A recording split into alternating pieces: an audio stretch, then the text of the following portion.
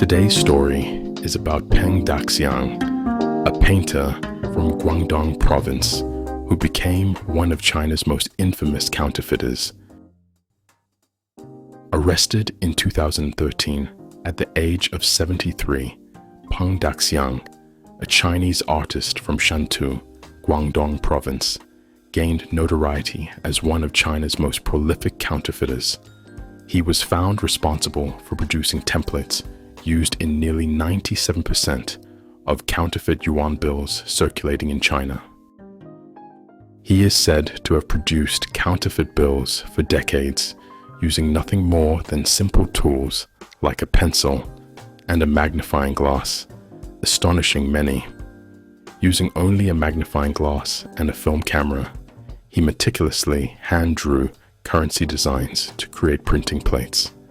Even banks reportedly failed to distinguish his counterfeits from genuine notes, and the fake bills even fooled currency detection machines, shocking the entire nation. Let me now tell you his story. Born in 1941 and raised in poverty during wartime, Peng Daxiang had to drop out of school after finishing elementary education due to his family's financial struggles. However, he showed a natural talent for drawing and later became a painter. He became a local painter, earning money by creating artwork for the townspeople, while also helping his father work in the fields to make a living.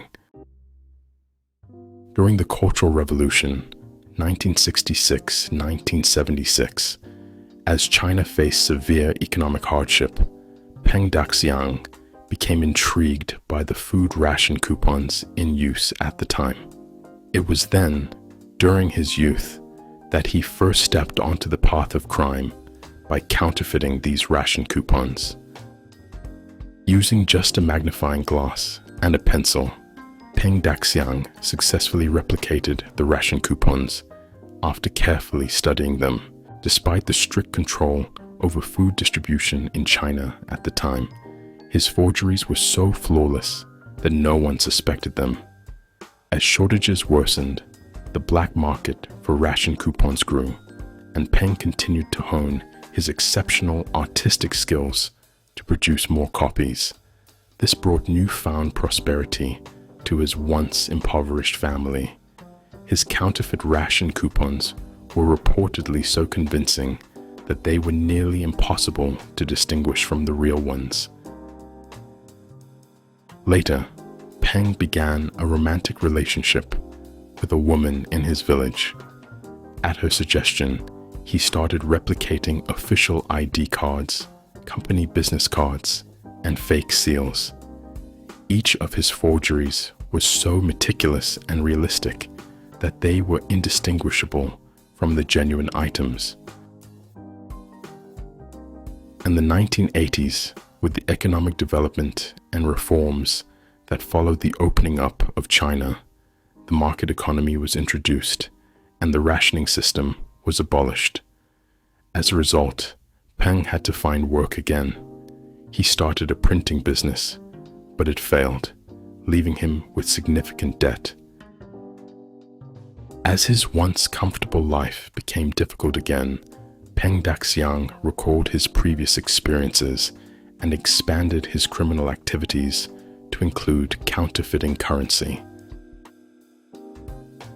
Because of the strict control over counterfeit currency, Peng Daxiang initially focused on forging the 50 yuan note, which had less counterfeit detection.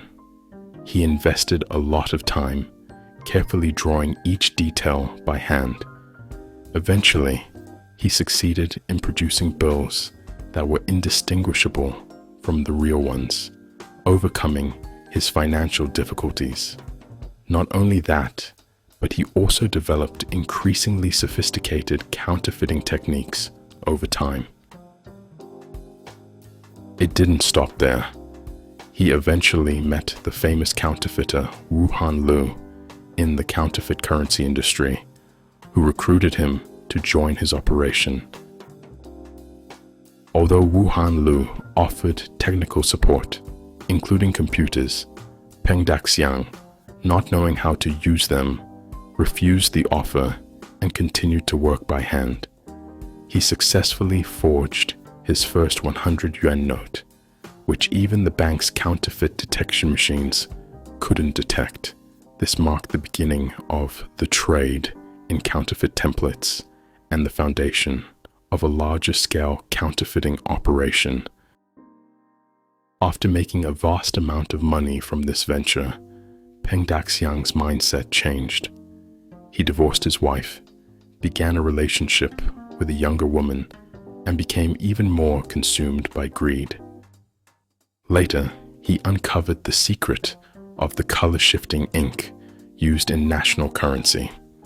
No longer just forging banknotes, he became skilled in producing complete, authentic-looking currency. However, like any human, Peng Daxiang made a mistake. The mistake occurred while producing the film for the counterfeit bills, where an issue with the watermark led to his operation being exposed. As a result, his crimes were eventually uncovered by the police surveillance. At the time, Peng Daxiang had mastered the process, allowing him to print nearly 90% of the counterfeit currency circulating in the market. It's said that he could print around 100 million yuan in counterfeit bills each week. Furthermore, it is said that at the time, Peng Daxiang was also researching the counterfeiting of US dollars. Had he been caught a bit later, who knows what might have happened? His operation could have grown even more dangerous and widespread. Moreover, the counterfeit bill templates had already spread throughout China, and it's possible that the operation didn't stop there. Those templates might have been upgraded and further developed. After nearly 60 years of counterfeiting, Peng Daxiang was sentenced to life imprisonment and had all his assets confiscated. The king of counterfeit money is now spending the remainder of his life in prison. According to the official website of the central bank, China collects an average of 800 million yuan worth of counterfeit money every year. This enormous scale seriously damages the public interest. To address this, the central bank has developed the technical standards for the cash equipment identification ability of renminbi in order to guide the development of the cash equipment market. How might Peng Daxiang, with his exceptional drawing skills, have turned out if he had grown up in a different environment?